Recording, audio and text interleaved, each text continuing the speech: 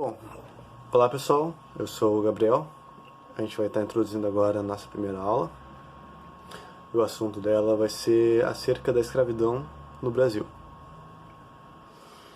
Então, a escravidão no Brasil, ela foi dividida em dois momentos. O momento da escravidão indígena e o momento da escravidão negra. Logo com a chegada dos portugueses no Brasil, foi notado a mão de obra vasta que havia no Brasil. Os indígenas ocupavam todo o território brasileiro. Na verdade nós chamamos de indígenas porque eram muitas tribos. E quem chamava de índios eram os portugueses, que aqui chegaram e acharam que estavam na Índia. A Índia, aquela que fica no Oriente Médio. Achando eles que chegaram nas Índias, então chamaram os viventes daqui de índios. E hoje, como sabemos que não são índios da Índia, readaptamos o nome para indígenas, que permanece errado, sendo que cada um deles era de uma tribo, como podemos chamar alguns de tupinambás, tupis, guaranis, caigangues, dentre centenas de outras tribos indígenas que viviam no Brasil. Então, voltando ao assunto, quando os portugueses chegaram no Brasil, achando que estavam nas Índias, conseguiram fazer algumas trocas com os indígenas e tal, trocaram pelo pau-brasil, muito conhecido, trocaram por espelhos, por tecidos, coisas baratas em troca de coisas muito valiosas, como ouro e prata, que aqui era muito abundante. E se utilizaram nos serviços indígenas como serviços de escravos por muito tempo.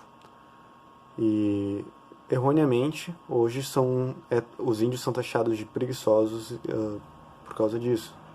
Que em muitos momentos da escravidão indígena, os índios fugiam da escravidão, por motivos óbvios, ninguém quer ser escravo, e eram taxados como preguiçosos, sendo que, na verdade, todos os escravizados fugiam da escravidão, tanto indígenas, como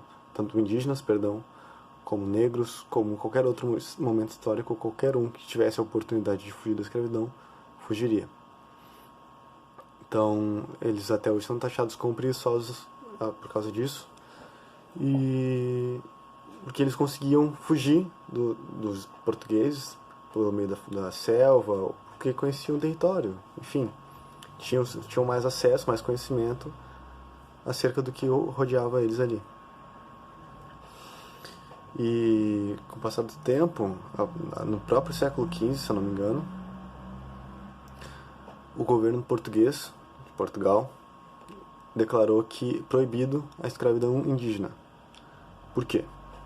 Não porque eles eram bonzinhos e não queriam mais escravizar índios, mas porque, na verdade, para a coroa portuguesa era mais rentável escravizar negros do que escravizar indígenas. E eu já vou explicar o porquê.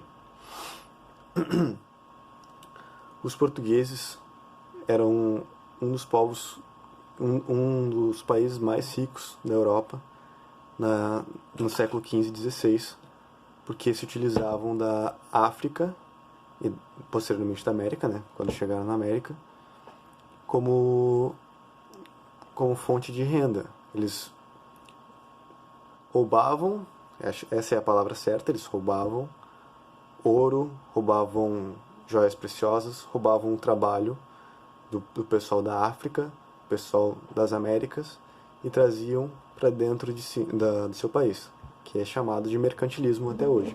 O acúmulo de capital bruto, como ouro, como prata, como pedras preciosas. Eles faziam isso através de saques, de roubos ou de trocas que na verdade não eram justas.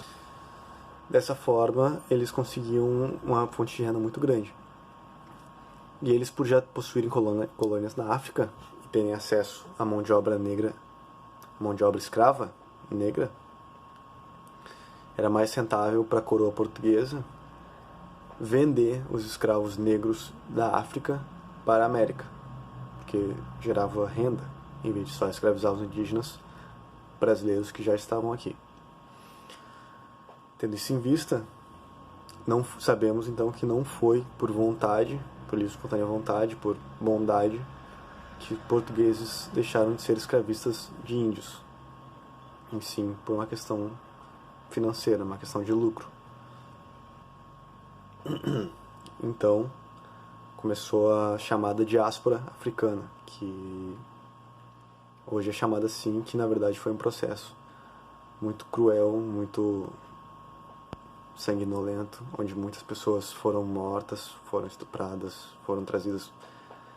Na verdade a gente chama de diáspora porque é o nome que nós temos, né? Porque ninguém foi trazido para cá por livre e espontânea vontade. Não entraram num barco porque quiseram. Muitos, quando estavam no barco, no meio do mar, por meses, pulavam, se jogavam no mar porque preferiam morrer afogados do que ser escravos em outro país. Isso aconteceu com muita frequência. Muitas sabotagens em navios levaram à destruição de navios negreiros.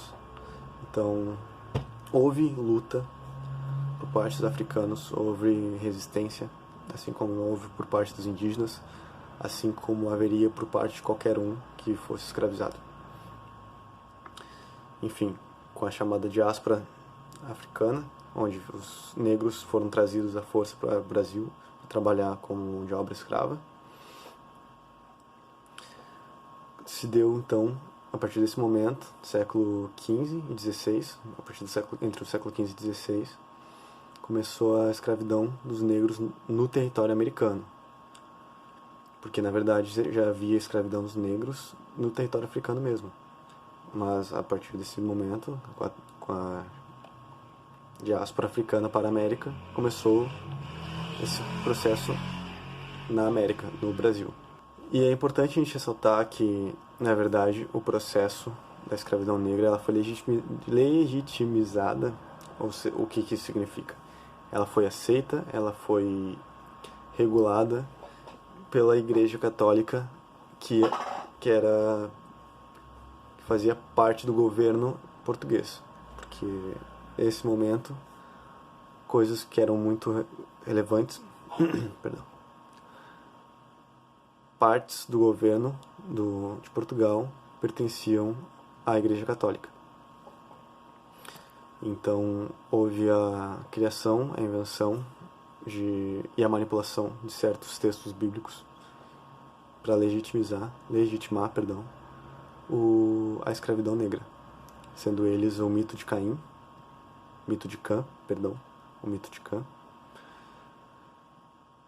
que para quem conhece a história, Noé, quando saiu da arca, encheu a cara, tomou um porre e ficou nu. E um dos seus filhos, Cã, quando viu Noé nu, riu de Noé e foi contar para seus irmãos. Os seus irmãos mandaram ele embora e tal, e foram ajudar o pai. Quando o pai estava são, os irmãos de Cã contaram para Noé, segundo a lenda, né? Contaram para Noé que Cã havia rido de Noé. E Noé amaldiçoou Cã, e dizendo que todas as próximas gerações, Cã e toda a sua geração, suas próximas gerações, seriam servos dos seus irmãos e dos descendentes dos seus irmãos. E nesse momento, diz a lenda, que a pele de Cã enegreceu, e dando origem ao mito, né, o mito de Cã, dizendo que todos os negros seriam descendentes de Cã. E por isso a escravidão é legítima, ela é justa, há um motivo para escravizar negros, porque Deus disse que sim, que Noé disse que sim e Deus aceitou. E nesse momento a pele de Cã ficou negra e por isso esse foi um dos fatores que legitimou a escravidão negra, a escravidão de negros na África e na América. Com a chegada dos negros na América, então, os indígenas não foram mais escravizados e sim mortos. Houve uma caça aos indígenas. Alguns portugueses e misturas de portugueses com negros, misturas de portugueses com indígenas, enfim, chamados capitães do mato, eles perseguiam indígenas pelo mato, por isso o nome, caçando indígenas, e eles eram recompensados por isso. Era uma forma de subsistência, uma forma de se manter vivos dentro do Brasil, né? Eu gosto de ressaltar essa parte da mistura de sangue entre os negros e indígenas, os brancos e negros, os brancos e indígenas, porque esse pessoal não era bem visto na sociedade e precisava de um trabalho. Eles estavam lá, precisavam de trabalho, precisavam existir, precisavam comer. E a maneira que eles acharam de conseguir fazer isso era caçando indígenas, entregando para o governo. E assim conseguiu o pão de cada dia, né? Vamos ressaltar então alguns povos que vieram para o Brasil, alguns povos africanos que vieram para o Brasil. Foram 3 grandes povos que vieram de 2 regiões específicas da África. Os Bantus, os Yorubás e os Euefon. Esses são os 3 grandes povos. E com o passar do tempo, os portugueses foram renomeando esses povos, principalmente para o lugar da onde eles eram retirados, né? Os portos africanos da onde eles eram retirados. Esses povos eram tirados principalmente de Guiné, do Congo, da Angola e de Moçambique, que são colônias portuguesas na África. E até hoje, Angola e Moçambique falam português. Guiné e Congo não tenho certeza, mas Angola e Moçambique sim, eles falam português, como no Brasil, porque eram colônias portuguesas, como o Brasil também era. Então, eu vou botar agora uma imagem que mostra da onde que saíram os povos e para onde foram. Por exemplo, povos da Guiné foram majoritariamente trazidos para a Bahia, enquanto alguns da Angola foram divididos entre Pernambuco e Rio de Janeiro. E os povos de Moçambique foram principalmente para o Rio de Janeiro, que são cidades do Brasil. Também vou botar outra imagem agora, que mostra os povos, as línguas e a região da onde são cada um dos povos, cada um dos povos da diáspora. Temos os Ewe orientais, como vocês não estão vendo na imagem agora, chamada de Fon, por isso chamam de Euefon, que falam a língua Fombé. São da região atual do Benin, Togo. É um povo do grande grupo sudanês. Existem 2 grandes grupos, são os sudaneses e os Bantu. Outro povo foi os Bakongo, que falam a atual língua Kikongo. Perdão a pronúncia, eu não conheço plenamente a pronúncia. E são da região atual do Congo, do grande grupo Bantu. Outro povo é os Ambundos, ou Bandus, que falam Quimbundo, da região atual da Angola. Outros são os Ovimbundos, que falam Umbundo também, da atual região da Angola. Outro povo é o povo Yorubá, muito conhecido aqui no Brasil, que deu origem a diversas religiões afro-brasileiras, que será o tema da nossa próxima aula. Os Yorubás falam a língua Yorubá, por isso são chamados assim. São da atual região da Nigéria, Benin, Togo também. E outro povo são os Hausás, que falam Hausa, são da atual Nigéria. Então, estima-se que mais de 10 milhões de africanos foram trazidos para a América pelo tráfico escravista. E 75% dos que chegaram aqui eram povos da língua Bantu. Ou seja, mais da metade deles eram Bantus. E essa não é uma cultura que prevaleceu no Brasil.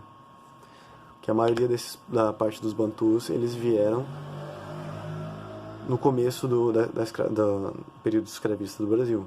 Então, no começo do período escravista do Brasil, eles eram mortos, estuprados, enfim, com mais frequência. Isso permaneceu sempre, mas por ser o começo foi mais rígido, foi mais forte. Então, eles não conseguiram manter sua cultura, eles foram e quando havia algum tipo de resistência, eles eram exterminados no mesmo momento. Era um momento onde o fluxo escravista era muito mais intenso. Nesse momento, então, fica a questão: o que houve com a cultura africana, a cultura dos povos africanos que vieram para o Brasil? Enfim, grande parte dessa cultura se manteve em algum nível, como as religiões de matriz africana, como o candomblé, o que eles chamam de macumba hoje, nomes pejorativos, os brancos chamam de macumba, a umbanda, a quimbanda, enfim, diversas religiões de matriz africana que permanecem hoje e são formas de resistência da cultura africana. No entanto, a gente sabe que grande parte da cultura africana ela foi cortada, ela foi extinta por parte dos brancos no Brasil, e aconteceu um processo que, segundo Frantz Fanon, na verdade, Frantz Fanon não era africano, ele era francês, nasceu na França. Esse autor, ele escreve, ele diz que houve um processo de epidermização, que é a internalização do racismo no próprio negro. Ou seja, existem políticas, existem maneiras de construir a sociedade que internalizam o racismo no próprio negro. Então, é muito comum ver hoje no Brasil negros com atitudes, com falas racistas contra próprios negros, por causa desse processo, construído e aplicado pelos brancos dessas sociedades coloniais. Então, grande parte desses sujeitos, grande parte dos negros brasileiros não tem ligação com a sua matriz africana, não falam a sua língua da região de onde veio, seja Yorubá, seja qualquer uma dos seus ancestrais, não permaneceu estruturas sólidas de linguagem. O que nós temos hoje de resistência cultural negra, na verdade, são resistências religiosas, são de fontes religiosas, que, como eu disse antes e como nós vamos tratar na próxima aula também, a Umbanda, a Quimbanda, o Candomblé, são religiões de matriz africana que se mantêm até hoje. E há uma discussão muito grande se, na verdade, essas são religiões africanas de fato, sem alterações, se é uma religião africana misturada com uma religião que já tinha aqui na América, com os portugueses, uma mistura do cristianismo com religiões de matriz africana, e deu origem a uma nova religião, ou se são religiões adaptadas a esse novo território. Isso nós não temos como saber, mas o que nós sabemos sim é que são religiões de matriz africana, ou seja, em algum nível são trazidas de lá por negros. E essa é a maneira de resistência cultural que o povo negro tem aqui no Brasil. É isso.